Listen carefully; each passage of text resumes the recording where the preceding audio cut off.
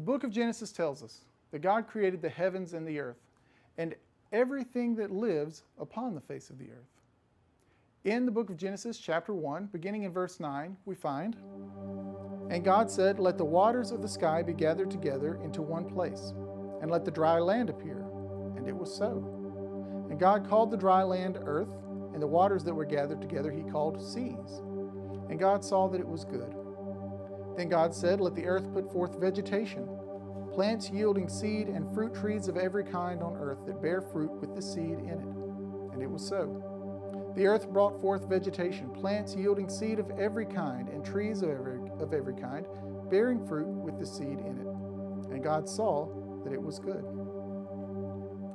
As we continue in the book of Genesis, we'll find in Genesis chapter 1, verse 24, that God creates all animal life, everything that swims in the sea, everything that flies above the earth, and everything that walks or crawls or creeps upon the face of the earth.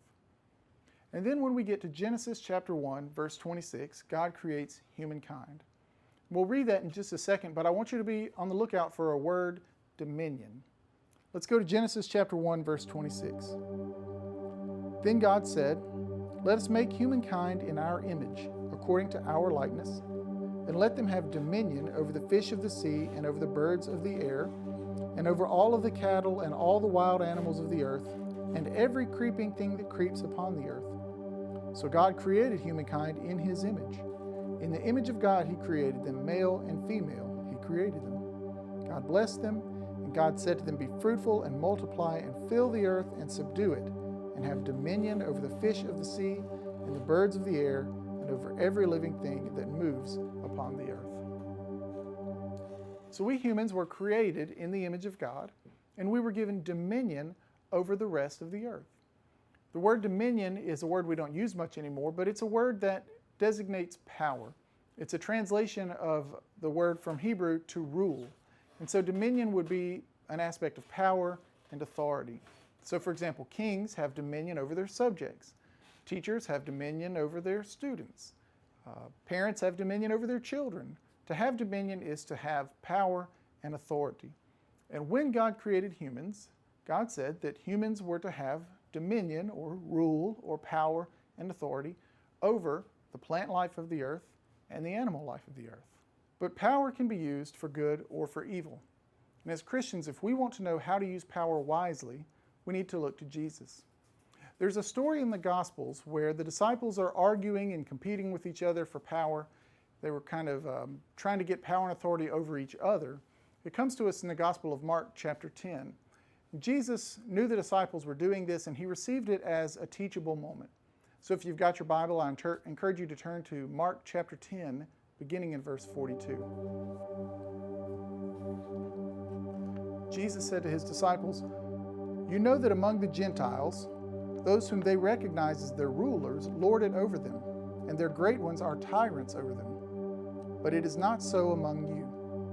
But whoever wishes to be great among you must be your servant, and whoever wishes to be first among you must be slave of all. For the Son of Man came not to be served, but to serve, and to give his life as a ransom for many." So Jesus gathers around the disciples and uses this teachable moment to lift up a negative example of power. He says, "You all know how the Gentiles use power. They lord it over each other and become tyrants."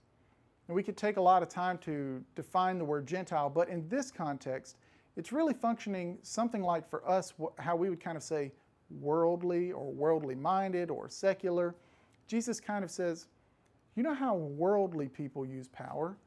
They lord it over each other and they become tyrants. But then Jesus says, not so among you.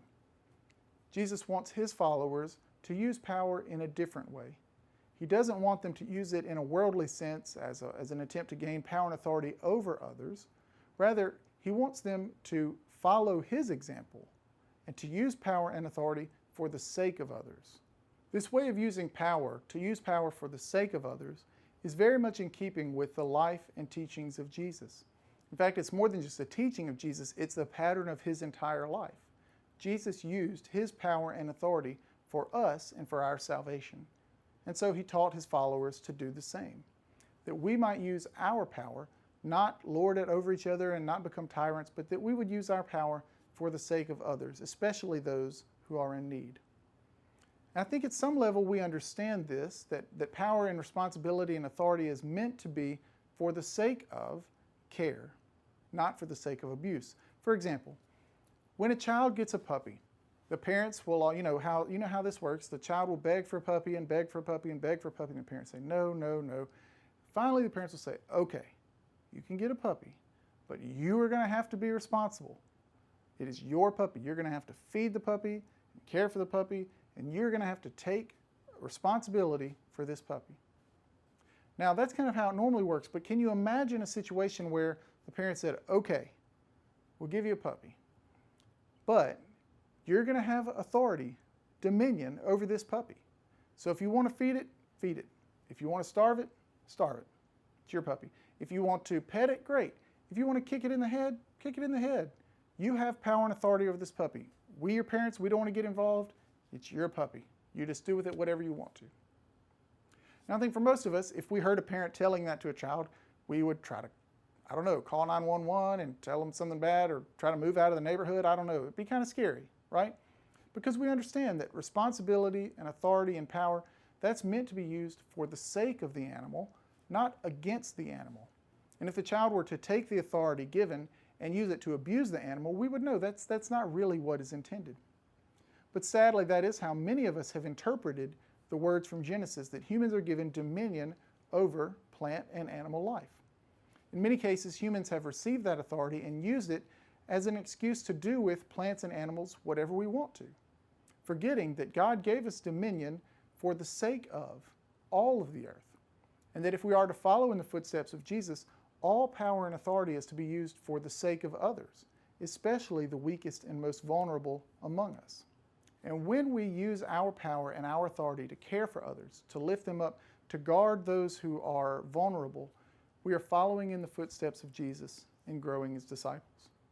So I hope you'll hear this today, that you have power and authority to care for the resources of the earth, the plants of the earth, and the animals of the earth. And when you care for them, you're following in the footsteps of Christ and imitating the one who said, "For the Son of Man came not to be served, but to serve, and to give his life as a ransom for many."